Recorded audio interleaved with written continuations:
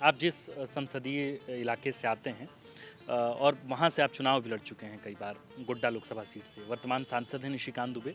उन्होंने social media x पर लिखा, उन्होंने कलमा लिखा और कहा कि आजकल कलमा सीख रहा हूँ, पता नहीं कब ज़रूरत पड़े। मैं आपसे जानना चाह रहा हूँ, आप आजकल कलमा सीख रहे हैं कि नहीं? आदरणीय सांसद महोदय क्या बोलेंगे। उनका तो एक वीडियो वायरल हो रहा है कि हाल के दिनों में ही वहाँ अपना वो 25 वर्ष का सालगिरह मना के आए हैं, थोड़ी कश्मीर में ही मना के आए हैं। तो ऐसे लोगों को उस समय उनको कलमा याद नहीं आया। आपका भी एक कोर वोटर है सर, मुसलमान कांग्रेस पारंपरिक तौर पर कांग्रेस को वोट करता रहा है। आप ये समझते हैं कि आज मुसलमानों के बीच एक तरह से आइडेंटिटी क्राइसिस है, वे जूझ रहे हैं और उनको अपने बीच एक बड़ा काम, बड़े परिवर्तन करने की आवश्यकता है, कुछ करने की आवश्यकता है जिससे कम से कम उनकी आइडेंटिटी पर जो संकट गहरा रहा है, उस संकट से वो उबर पाएँ? वो भारत में रहना पसंद करते हैं। भारत हिंदुस्तान जिंदाबाद कहने में उनकी अधिक विश्वास है। तब उन्होंने कहा था आतंकी हमले के बाद कि भाई इस देश में कैसे आतंकी हमला हो जा रहा है, सेना आपके पास, सुरक्षा आपके पास, इंटेलिजेंस आपके पास, तमाम इनपुट्स आपके पास, बॉर्डर सिक्योरिटी, गृह मंत्रालय, सब कुछ आपके पास। अब यही सवाल जो है एक तरह से कांग्रेस पार्टी ने फिर दोहराया है प्रधानमंत्री मोदी को लेकर। आपने देखा कि कश्मीर को उन्होंने अपनी राजनीतिक रोटी सेकने के लिए धारा 370 समाप्त किया हुआ। कश्मीर को 3 भागों में बांटा, लेकिन ये सारी चीज दिखावे के साबित हुई। आप ये मानते हैं कि इस घटना के बाद 370 हटा दिया जाना चाहिए? नहीं, ये 370 हटाने का आज बहस नहीं है, फिर एक नई बहस छेड़ करके आप इसे डाइल्यूट नहीं कर सकते। फिलहाल जो कार्रवाई भारत सरकार द्वारा की जा रही है, आप लोग संतुष्ट हैं फिलहाल जितनी कार्रवाई अब तक भारत सरकार के द्वारा की गई है, या फिर इससे ज़्यादा कुछ और कार्रवाई आप लोग उम्मीद कर रहे हैं?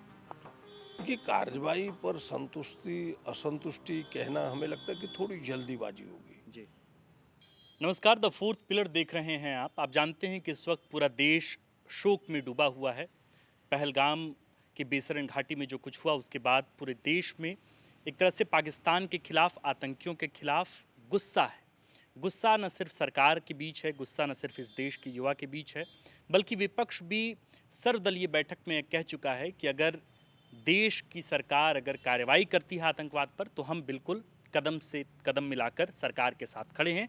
इस मुद्दे पर कोई भी समझौता नहीं होगा।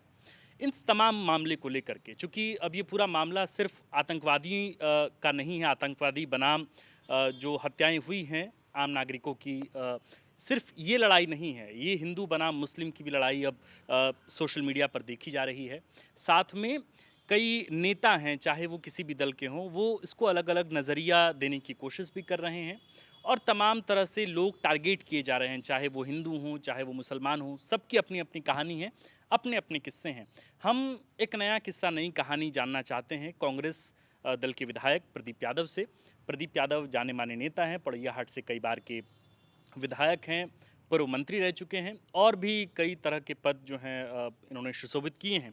आज हमारे साथ प्रदीप यादव जी हैं। सर, सबसे पहले तो बहुत बहुत शुक्रिया आपका कि आपने समय निकाला। मेरा पहला सवाल तो सर यही है, क्या कहेंगे पहले पहलगाम की जो घटना हुई है, हमने उरी देखा, इसके बाद तमाम तरह की आतंकवादी गतिविधियां हुई हैं इस देश में, लेकिन हाल के वर्षों में जिस तरीके की आतंकवादी घटनाएं कश्मीर, खास करके कश्मीर में हुई, और इसके बाद अब पहलगाम के बेसरन घाटी में कुछ हुआ, सबसे पहले आपका टेक उस पर क्या है? पहले तो इस घटना की जितनी निंदा की जाए, मुझे लगता है उसके लिए वाक्य और शब्द कम पड़ जाएंगे। और दूसरा कि उसमें जो शोक संतप्त परिवार हैं, जिनके परिवार की जान गई है इस आतंकवादी घटना में, मैं इस घटना को कायरतापूर्ण मानता हूँ कि निहत्थे लोगों पर गोली चलाना आतंकियों के द्वारा, जो बेचारे घूमने गए थे, चुपचाप बैठे हुए थे, उनके हाथ में एक छोटी सी लाठी भी नहीं थी, ऐसे लोगों पर गोली चलाना एक कायरतापूर्ण कार्रवाई है। जी। और उन परिवारों के प्रति शोक संवेदना व्यक्त करता हूँ। भगवान उन्हें शक्ति दे, ऊपर वाला उन्हें शक्ति दे, ताकि इस दुख की घड़ी से अपने आप को निकाल सके। पहला तो ये होगा। और मैं कह सकता हूँ हम्म, कि यह घटना पहली नहीं है।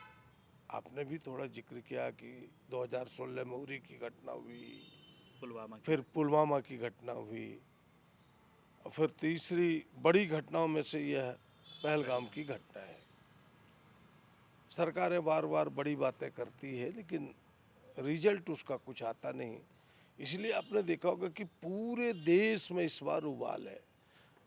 लोगों ने तो ऐसा कहा कि पहली बार कश्मीर 35 वर्षों में इस तरह का विरोध में बंद हुआ, चाहे हिंदू हो चाहे मुसलमान हो, जी। सारे लोग सड़क पर उतरे।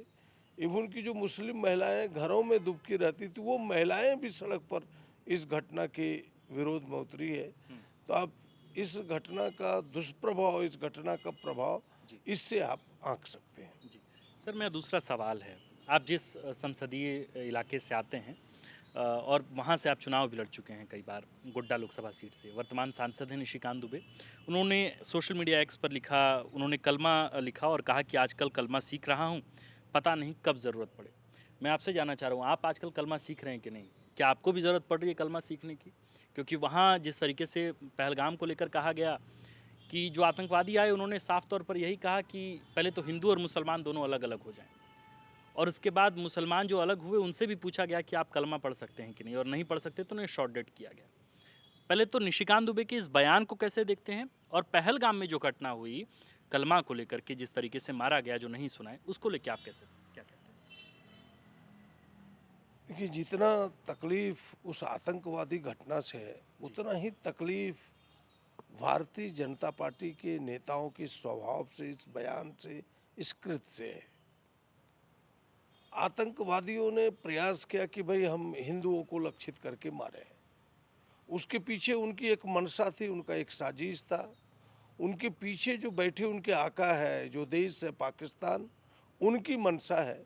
साफ साफ शब्दों में कह सकता हूँ कि भारत कैसे कमज़ोर हो। जब तक इस देश में हिंदू मुसलमान, देश में रहने वाले तमाम लोग एक साथ खड़े रहेंगे, पाकिस्तान नज़र उठा के भी नहीं देख सकता।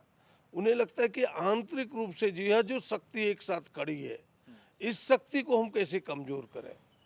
और उस मंशा के साथ आतंकवादियों ने केवल हिंदू को लक्षित किया। जी। ऐसे समय में देश में थोड़ी भी अच्छी सोच रखने वाले, जिन्हें दो देश की एकता अखंडता पर विश्वास है, देश की मजबूती पर जिन्हें विश्वास है कि नहीं, यह लोकतंत्र तभी जिंदा रहेगा, देश तभी जिंदा रहेगा जब हम सब एक रहेंगे, जी। तो हमें लगता है कि उन्हें इस प्रकार की बातों को परोसना नहीं चाहिए समाज में, जिन बातों का कोई जड़मूल नहीं हो। मैं मानता हूँ कि वहाँ हिंदुओं को लक्षित करके मारा गया, यह सच है, और उसके कारण यह है कि उनकी मंशा यही है। और जिस प्रकार से आदरणीय सांसद महोदय इस चीज़ों को लिखते हैं, उनको तो कहना चाहिए कि भाई आपके तो 56 इंच सीने वाले प्रधानमंत्री हैं, गृह मंत्री हैं, जो हाथ में तोप लेके चलते हैं। जरा उनसे पूछिए कि जब इतने ताकतवर लोग हैं, तो फिर ये आतंकवादी घटना हुई क्यों?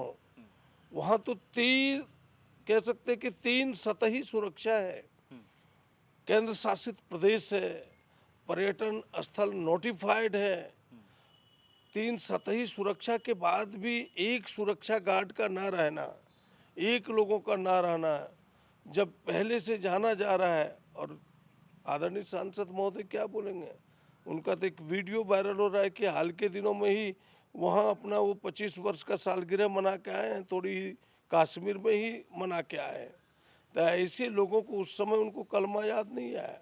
ये कलमा, ये तमाम चीज़ें इसलिए पेश किया जा रहा है कि भाई यह समाज में फिर से तफरका हो, जी। और इससे आतंकवादियों की जो मंशा है उस पर पानी नहीं फिरेगा, उनकी मंशा को बल मिलेगा, जी। पाकिस्तान की मंशा को बल मिलेगा, जो भारत को वो खंडित करना चाहते हैं विचारों में, जी। समाज में, धर्म में, जाति में। हमें लगता है कि उनको बल मिलेगा, और हमें ऐसे कामों से परहेज करना चाहिए। ऐसे चीज़ों से केवल दुबे जी ही नहीं, भारतीय जनता पार्टी के तमाम नेता अब इसके राजनीतिक फायदे के लिए पूरे उतावले हैं कि भाई इसको हिंदू मुसलमान का रंग दिया जाए। प्रधानमंत्री को चाहिए था कि भाई कम से कम कल की रैली तो उन्हें नहीं करनी चाहिए थी ऐसे हम लोग विकट आएंगे। के जी। घड़ी में। हाँ। तो हमें लगता है कि भारतीय जनता पार्टी की सोच इस देश की एकता को मजबूती की ओर नहीं है, उनका कृत पाकिस्तान के इरादों को मजबूती प्रदान करेगा। सर, एक सवाल, चूँकि एक नया मुद्दा, एक नया बहस पब्लिक डोमेन में, एक नया एक एक कॉकस है जो इस पर लगातार बात करता है।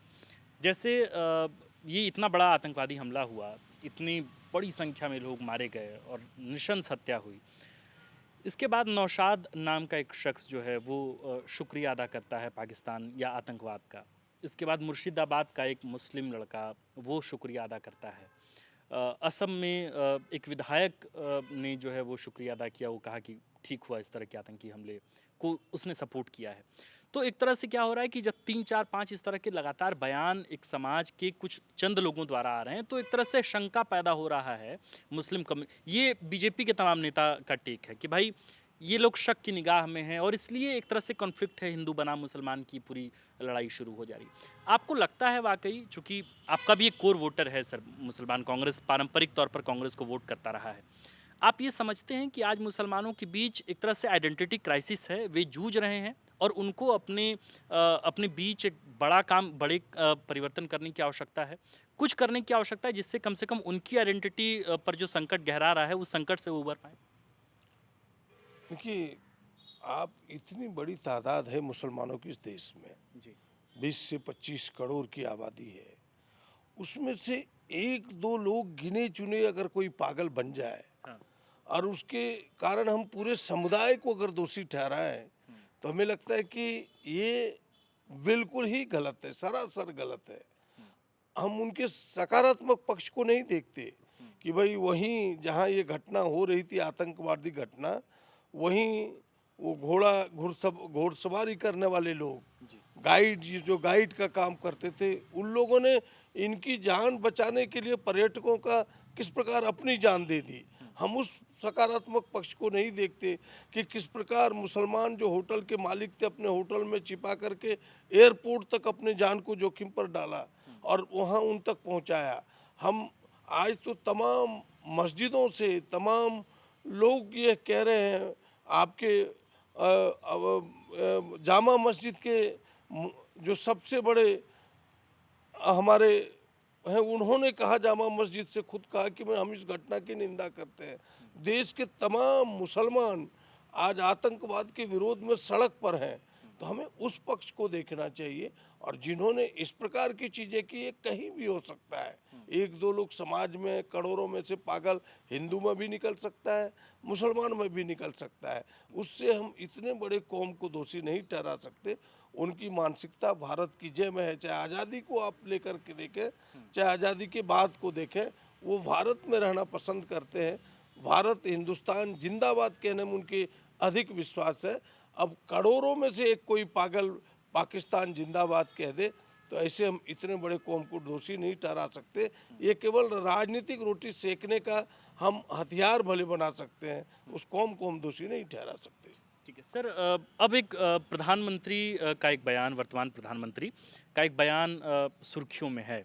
वे जब प्रधानमंत्री नहीं थे तब उनका एक भाषण जो है वो लगातार सुर्खियां बटोर रहा है, और तब इस देश के प्रधानमंत्री मनमोहन सिंह हुआ करते। तब उन्होंने कहा था आतंकी हमले के बाद कि भाई इस देश में कैसे आतंकी हमला हो जा रहा है, सेना आपके पास, सुरक्षा आपके पास, इंटेलिजेंस आपके पास, तमाम इनपुट्स आपके पास, बॉर्डर सिक्योरिटी, गृह मंत्रालय, सब कुछ आपके पास।